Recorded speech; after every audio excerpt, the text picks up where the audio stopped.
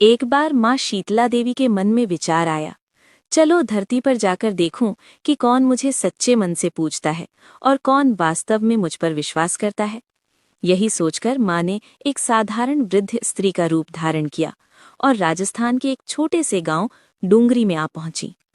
गांव में घूमते हुए माँ ने देखा कि ना तो कहीं उनका मंदिर है और ना ही कोई उनकी पूजा करता है। माँ गांव की संकरी गलियों से गुजर रही थी कि तभी एक घर की छत से किसी ने उबलते चावल का पानी नीचे फेंक दिया। वो गर्म पानी सीधे माँ के ऊपर गिरा। माँ का शरीर झुलस गया, जगह जगह फफोले पड़ गए और असहनीय जलन होने लगी। दर्द से व्याकुल होकर माँ इधर उधर भागने लगी और पुकारने लगी, कोई है जो मेरी मदद करे, मैं जल रही हूँ। लेकिन अफसोस, गांव वालों ने उनकी आवाज अनसुनी कर दी। कोई आगे नहीं आया। उसी समय एक गरीब कुम्हारिन अपने घर के बाहर बैठी थी।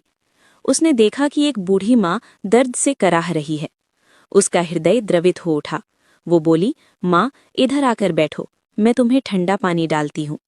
वो मटके से ठंडा पानी लाई और माँ के शरीर पर डाला। फिर बोली, मेरे पास रात की बनी राबड़ी और थोड़ा सा दही है, उससे आपको आराम मिलेगा। उसने स्नेहपूर्वक माँ की सेवा की। फिर देखा कि माँ के बाल बिखरे हुए हैं।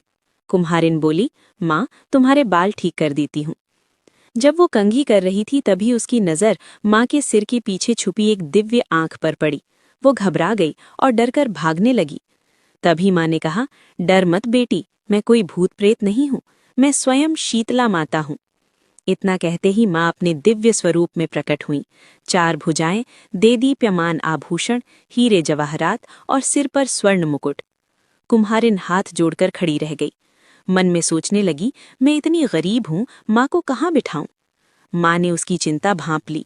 उन्होंने पास खड़े गधे पर आसन ग्रहण किया।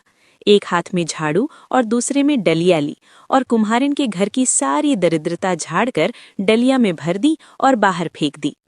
माँ बोली, बेटी तेरी सच्ची भक्ति से मैं प्रसन्न हूँ, मांग जो चाहती है। कुम्हारिन ने विनम्रता से कहा, माँ आप यहीं डूंगरी में निवास करें। जो भक्त होली के बाद सप्तमी को आपको ठंडा जल, दही और बासी भोजन अर्पित करे, उसकी गरीबी दूर करना, स्त्रियों का सुहाग सुरक्षित रखना और गोद हरी भरी रखना। माँ शीतला देवी ने कहा, तथास्तु, और कुम्हार जाति को अपनी पूजा का विशेष अधिकार प्रदान किया। तभी से ये स्थान शील की डूंगरी कहलाया और आज वहीं माँ शीतला का प्रमुख मंदिर स्थापित है। नमस्ते दोस्तों, कमेंट में जय माँ शीतला देवी जरूर लिखें। कहानी अच्छी लगे तो लाइक, कमेंट और चैनल को सब्सक्राइब करना ना भूलें।